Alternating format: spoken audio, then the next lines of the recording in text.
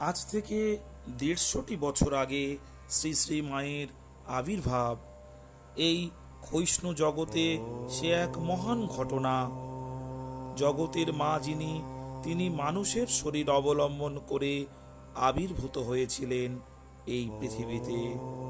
তাঁরই শ্রীমুখের বাণী, আমি সকলের মা, সতেরও মা, অসতেরও মা।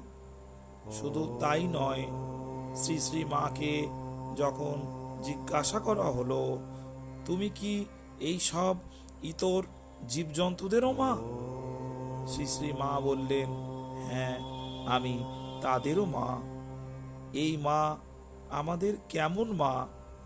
তাকেই জিজ্ঞাসা করায় তিনি বললেন, আমি সত্যিকারের মা, গুরুপত্নী নই, পাতানো মা নয়, কথার কথা মা নয়, সত্য জননী।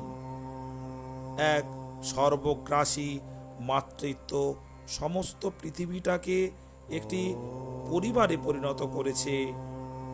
যত্র বিশ্বং ভবতি এক নীড়ম, সমস্ত জগৎটাকে তার বিশ্ব মাতৃত্বের অপার স্নেহ ছায়ায় স্থান দিয়েছেন।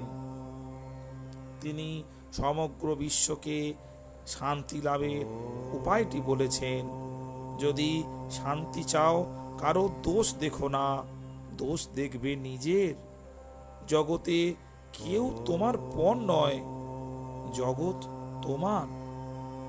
শুনলেন শ্রীমায়ের বাণী। শ্রোতাগণ, মেনে চলুন মায়ের বাণীগুলোকে। দেখবেন সত্যিকারের সুখ, আনন্দ আপনার কাছে ধরা দিয়েছে। এই কলিযুগ থেকে মুক্তি পেতেই হবে। ঈশ্বর চিন্তার মধ্য দিয়ে তা সম্ভব। ভালো থাকবেন শ্রোতাজন। নমস্কার।